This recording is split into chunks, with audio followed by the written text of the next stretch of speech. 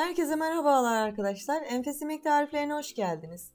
Bugün sizler için şahane lezzette fırında bir ana yemek tarifim var. Asla vazgeçilmeyen yöresel yemeklerimizden bir tanesi Antep tavası tarifidir. Hem çok kolay oluyor hem de çok lezzetli. Bir de benim tarifimle deneyin diyorum ve hemen sebzeli kebabımızı yapmaya geçiyorum. Bu şahane kebap için gerekli olan sebzelerimi yıkayıp hazırladım. Şimdi de sıra ile hepsini küp küp doğrayıp pişireceğim tepsiye alıyorum. Ben tepsimin büyüklüğüne göre sebzelerimin miktarlarını ayarladım. 3 tane patates, 2 tane kırmızı kapya biber, 2 tane soğan, 3 tane domates, 5 tane yeşil biber ve 3 tane patlıcan kullanıyorum. Sizler de pişireceğiniz tepsiye göre sebzelerin miktarlarını azaltıp çoğaltabilirsiniz. Ya da içerisinde sevmediğiniz sebze varsa çıkartıp sevdiğiniz sebzelerden ekleyebilirsiniz. Ben burada hepsinin miktarlarını belirttim ama açıklama bölümünde tarife gerekli olan malzemelerin tamamını yazdım. Oradan da bakabilirsiniz.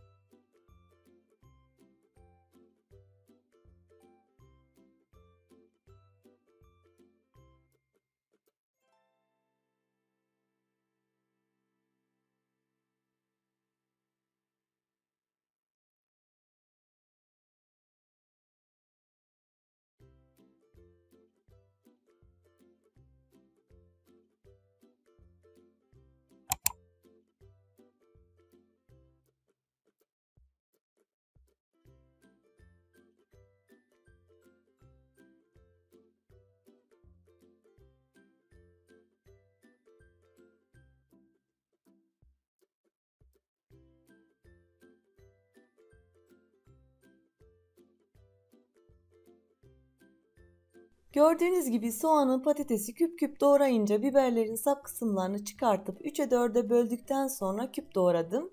Ve sonrasında sıra geldi patlıcanlara. Patlıcanları da şöyle alalayıp yine aynı şekilde küp doğruyorum.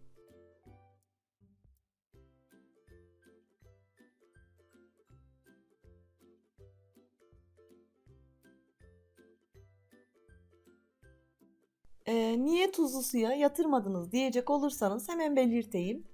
Benim kullandığım patlıcanlar çok taze ve içinde hiç çekirdeği yok. Onun için de gerek duymadım.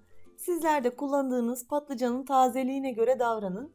Ama isterseniz biraz da tuzlu suda bekletebilirsiniz.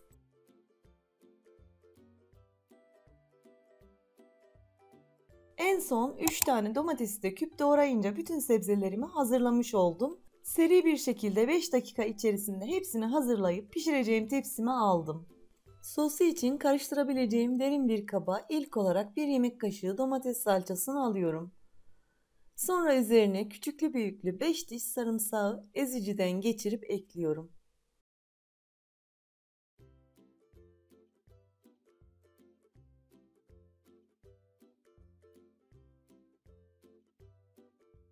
Sarımsakları ekleyince 1 tatlı kaşığı tuz ve baharatlarını ekliyorum. Baharat olarak birer tatlı kaşığı karabiber, pul biber, kimyon ve kekik kullanıyorum. Ardından üzerine 1 çay bardağı zeytinyağı ile 1 su bardağı su döküp birbirine geçene kadar karıştırıyorum.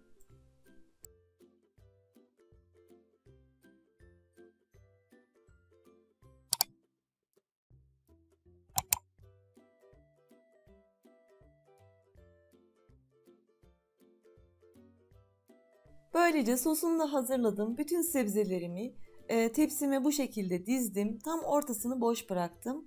Ve ortasına da 600 gram kuzu etini döküyorum. Mutlaka kuzu eti kullanmanızı tavsiye ederim. Kuzu eti yumuşak olduğu için daha çabuk pişiyor. Sebzelerle birbirini dengeliyor diyebilirim. Eğer dana eti kullanırsanız önden biraz tencerede pişirmenizi öneririm. Artık az önceki hazırladığım sosu her yerine gezdirerek kaşıkla döküyorum.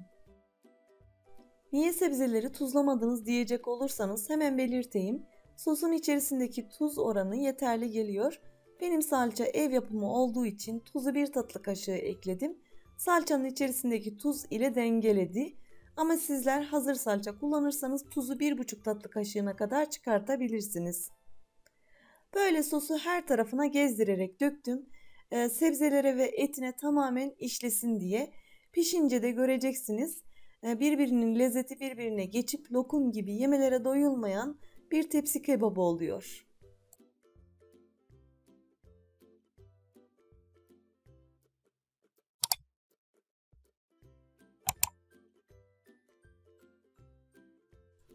Evet, sıra geldi pişirmeye ama öncesinde üzeri hemen kızarıp iç çiğ kalmaması için 2 tane pişirme kağıdını ıslatıp üzerine kapatıyorum. Sonrasında 230 derece fanlı fırında 1 saat boyunca pişiriyorum.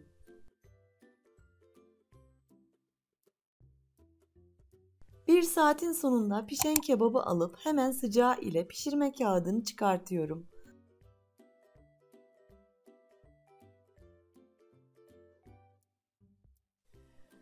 Bakın arkadaşlar ne kadar lezzetli görünüyor. Şahane ötesi oldu. Hemen sizlere ne kadar güzel piştiğini göstermek istiyorum. Şöyle her bir sebzesinden ve etinden servis tabağına alıp sizlere tek tek göstereceğim.